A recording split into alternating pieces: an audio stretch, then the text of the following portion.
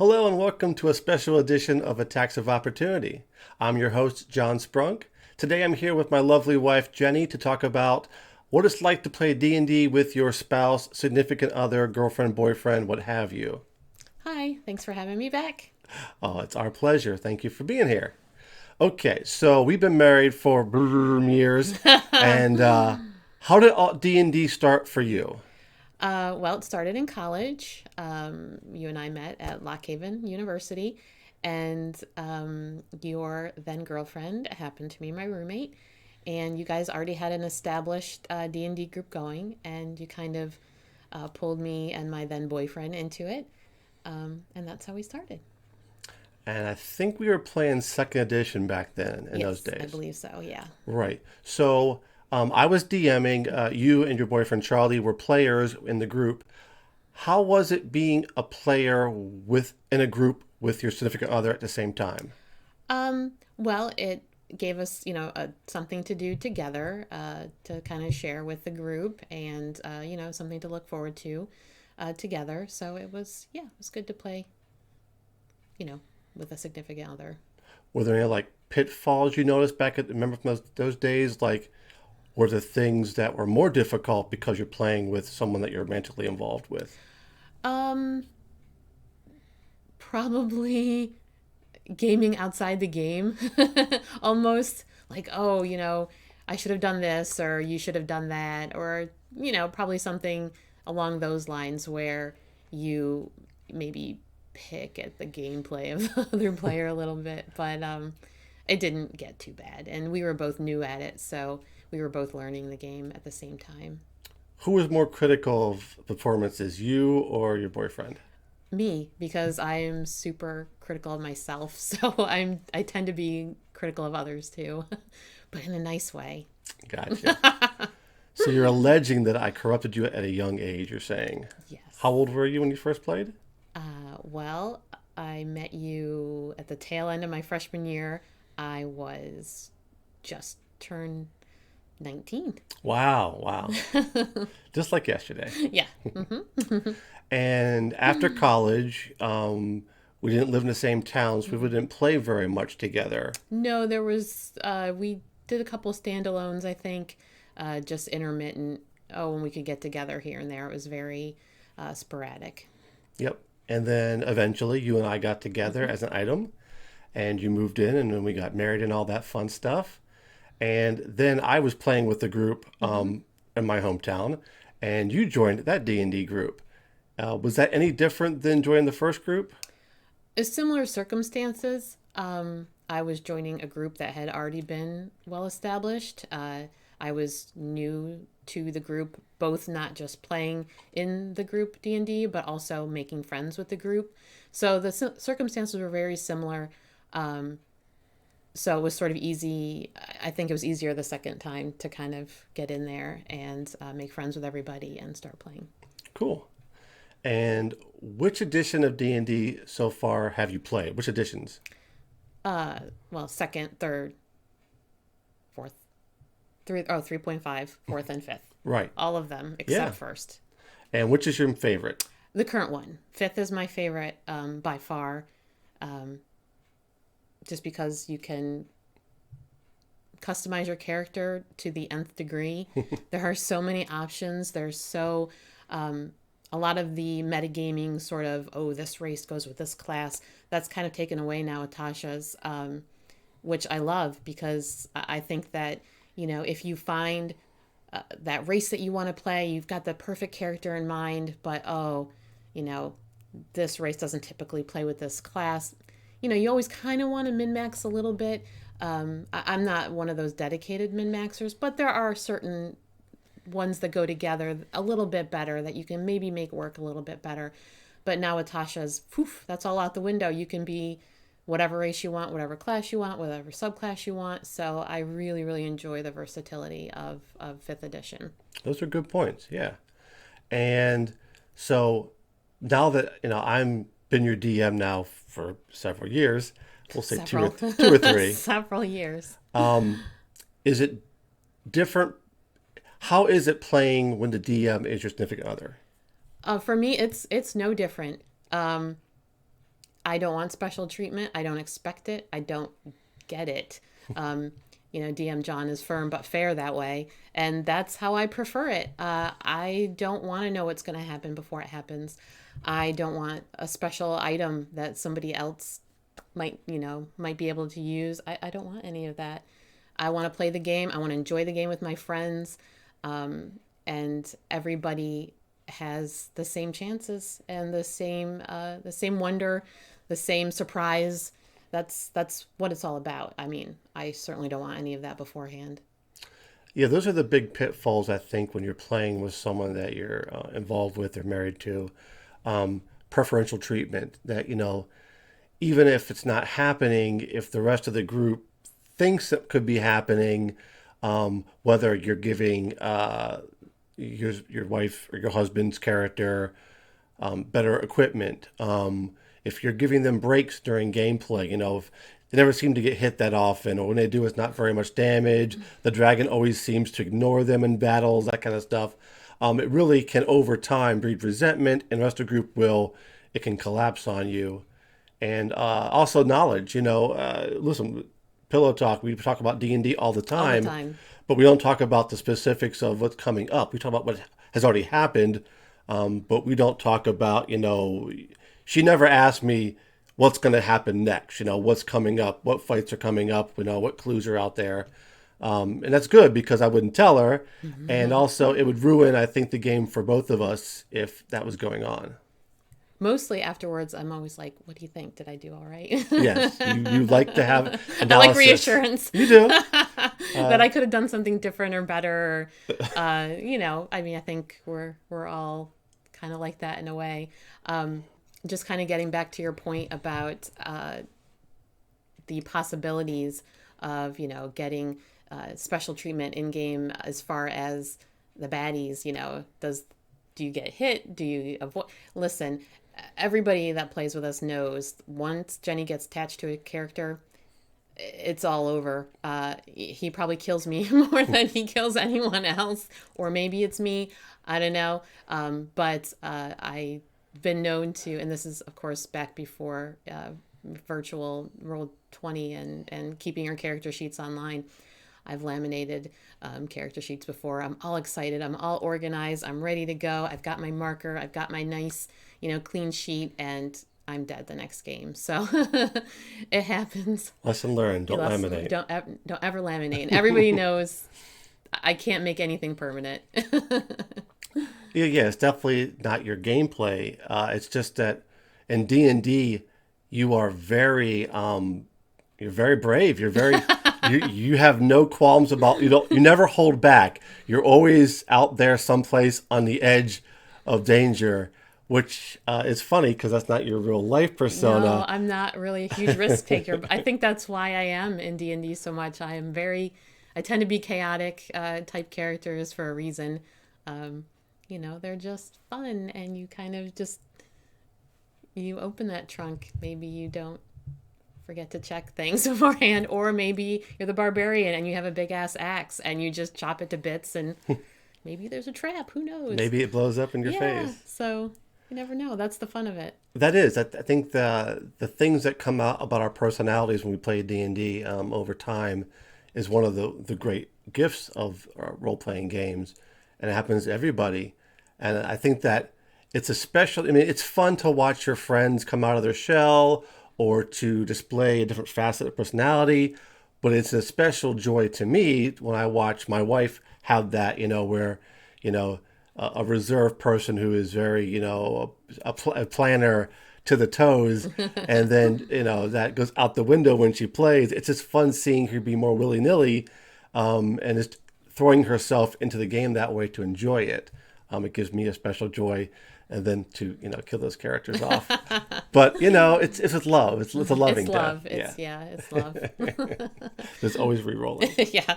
Well, yeah, we do that a lot sometimes. And as a group, we also tend towards a bit of chaos. So we bring it on ourselves, and that's fine. We always have a good time playing, and we always are thinking about the next character. which is wise. Always have one in mind. But don't get me wrong, we don't always, we don't die every session. No, no. As a matter of fact, we rarely get high enough level to get any kind of resurrection spells. So, but it's fun. We have a good time. We do. Okay, so what has been your favorite campaign that you've played in so far? Oh, that's tough. Two come right to mind. The first campaign is an evil campaign that we attempted, and to our credit, we made it to 9th level, I think so, yeah.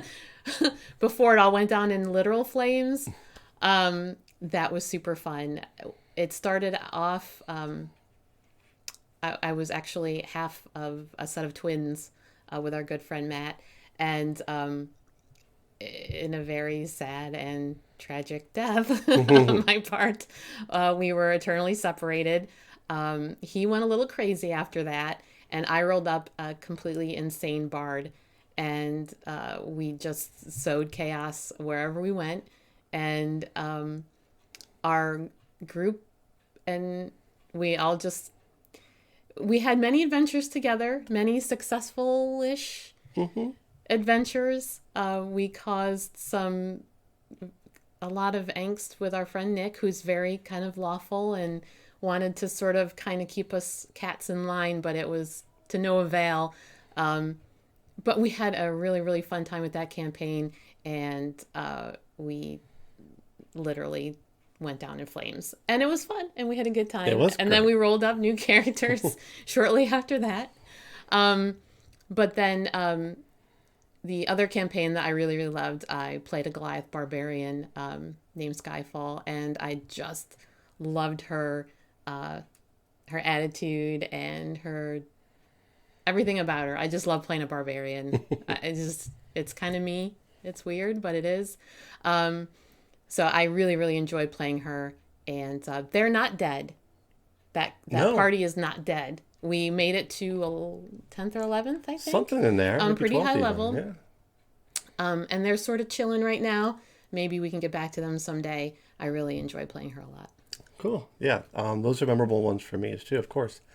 And so as far as us being a husband and wife duo in D&D, have pitfalls crept up that we've had to address outside the game?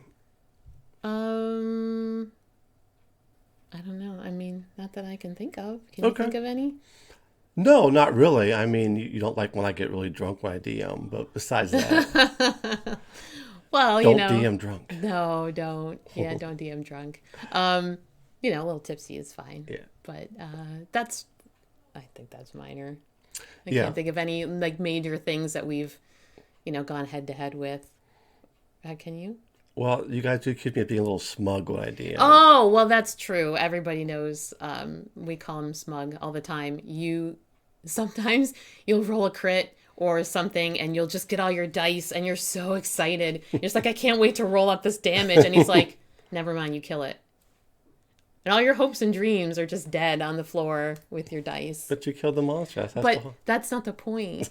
As a player, you want to see those numbers. You want to see that damage. What'd I do? This is awesome. Yeah. And you're like, oh no, well, it's plenty. It's dead. And you're just like, crushed. Well, with roll 20, you just get the damage at the same time. You're good. Yeah, You don't have to worry about true. that. I can't not let you roll. Yeah, you get it right in front of your face now.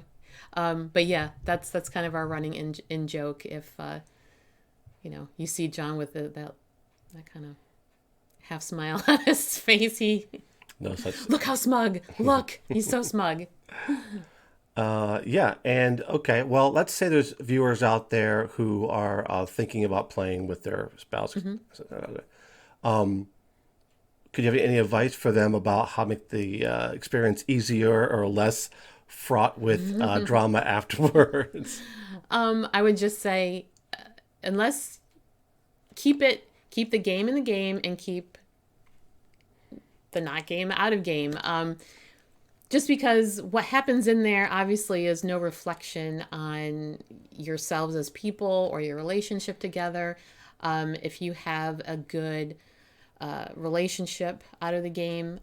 Hopefully, you also have a good DM slash player or player relationship in the game.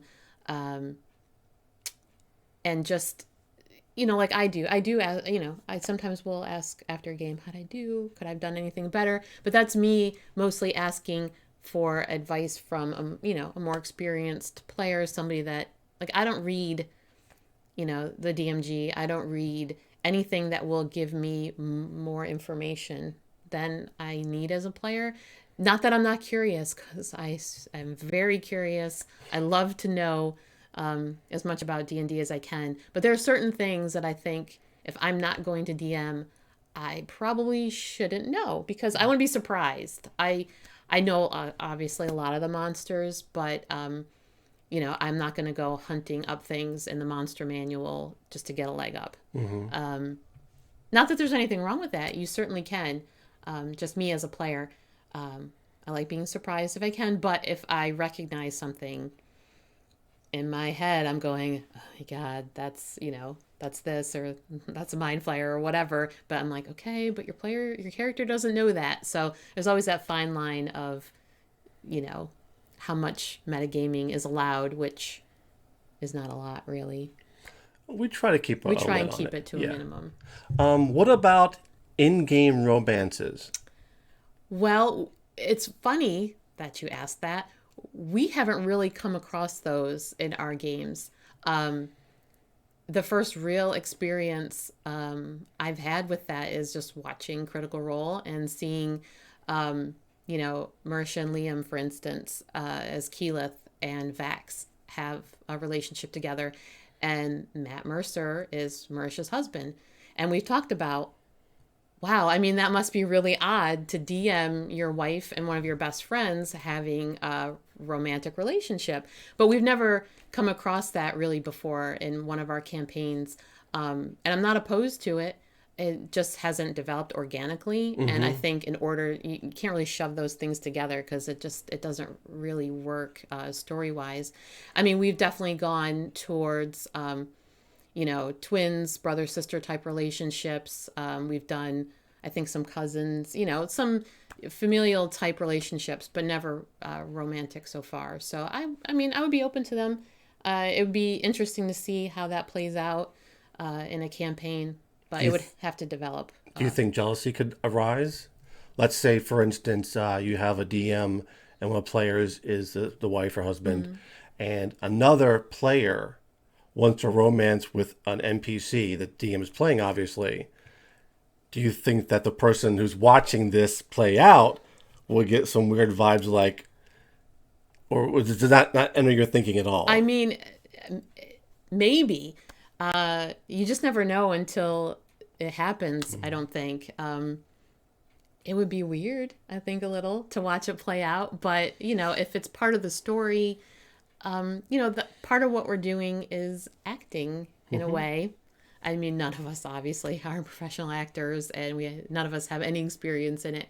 But I think if you view it as such, like you're watching a play or a movie, kind of keep it outside that sphere, your personal romantic sphere, I think it would be okay. I think so too. It just depends how you approach it. I'm not a big fan of any prolonged dialogue with an NPC where only one other player is taking, you know what I mean? Yeah. If you got a group of 6 people and one person's role playing with the DM, a private conversation with the NPC for a few minutes is fine. But if it's 30, 45 minutes, everybody else is just watching anyway. You're going to lose the rest of the people at right. the table. And especially if it gets to be like a romantic thing, you start to be like, is this something you guys could email back and forth and let's just keep playing the game? That's just my 2 cents on it. But yeah, I keep the game flowing pretty much. Yeah. Okay. And here's a zinger question for Jenny. Oh, okay. I'm ready. All right. What are Jon's flaws as a DM? What is Jon not good at? Well, you're getting better at doing voices, like we all are. We really have started peppering that into our campaigns, just because it's kind of fun. Even if you don't know what you're doing, it's fun to get characters, and it gives the story a flavor, and I think everybody enjoys it more when you do voices. So yeah, you're getting better at that. Um, I think probably the only other even little bit of criticism that I might have, he's Bracing myself. like I said, he's firm but fair. He can be, you know, What? harsh isn't the word I want to say. Cruel? Cruel is, like I'm saying, harsh and cruel are maybe too far, but he rarely pulls punches, which is a good thing. I am not saying that's not, but man, sometimes you're in a fight and you're in it and you're just like, oh my God, I can't believe we're fighting, a beholder at 5th level or something. You're just like, how are we ever going to get past this? How could he possibly do this to us? That never happens. Maybe a gas pour. Maybe a gas pour. That happened. That didn't happen.